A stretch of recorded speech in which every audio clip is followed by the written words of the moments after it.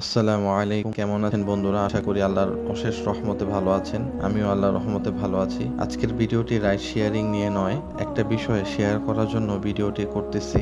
আমরা যারা বাইকার আছি তারা কম বেশি সবাই অ্যাক্সিডেন্টের শিকার হয়ে থাকি। যদি বাংলাদেশে জরিপ করা হয় যে কোন যানবাহনটি সব থেকে বেশি অ্যাক্সিডেন্ট হয়ে থাকে, প্রথম যে স্থানটি দখল করবে তা হলো বাইক। তো আলহামদুলিল্লাহ আমি কয়েক বছর ধরে একটা আমল করছি এবং আলহামদুলিল্লাহ আমি অনেক ভালো একটা ফিডব্যাক পাচ্ছি। তো এটা আপনাদের সাথে শেয়ার করার জন্য আজকের এই ভিডিওটি করা, কারণ আপনারা আমার ভাই আর আমি চাই আপনারা নিরাপদে থাকেন আল্লাহর রহমতে। আমলটি খুবই কমন, কিন্তু এর ফজিলত হয়তো আমরা অনেকেই জানি না, আবার জানলেও ওইভাবে আমল করি না। হাদিসের ভাষ্যটি এমন: মানুষ যখনই ইখলাসের সাথে দান করে তখন ওই দান আসমানে গিয়ে ওই ব্যক্তির যে বালা মুসিবত জমিনে নেমে আসবে সেই বালা মুসিবতের সাথে সে যুদ্ধ করে এবং তাকে প্রতিহত করে এবং তা আর জমিনে নামতে পারে না। সুবহানাল্লাহ। আরেক হাদিসের ভাষ্য এমন: যে দিন কোনো ব্যক্তি ফজরের নামাজ জামাতে আদায় করবে সেই দিন সে স্বয়ং আল্লাহ রব্বুল ইজ্জতের হেফাজতে থাকবে।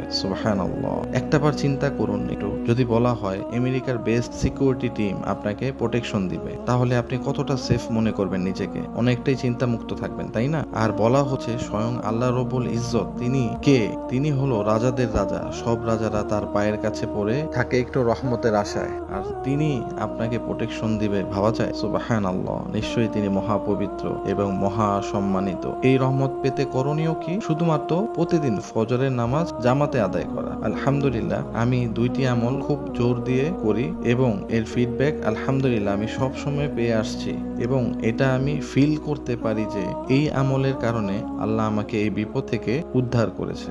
এমন এমন ঘটনা আমার সাথে অনেক হয়েছে, যেমন একই কারণে আমার সামনের বাইক পড়ে গেছে, কিন্তু আমি আল্লাহর রহমতে পড়ি নাই, কিন্তু চাকা স্কিড করেছে, কিন্তু আল্লাহর রহমতে আমি কন্ট্রোল করে ফেলেছি। এই ঘটনা আমার সাথে একাধিকবার হয়েছে, প্রতিবারই আল্লাহ আমাকে সেভ করেছেন। আমি আপনাদের কিভাবে যে বুঝাই ভাইরা যে দানের শক্তি কত, এটা শুধু তারাই বুঝবে যারা রেগুলার দান করে এবং বিশ্বাস করে যে আল্লাহ আমাকে এই দানের উসিলায় বাঁচাবে। কারণ হাদিসে আসছে আল্লাহর ব্যাপারে বান্দা যেমনটি ধারণা করে আল্লাহ তার সাথে ঠিক তেমনটি আচরণ করে থাকে।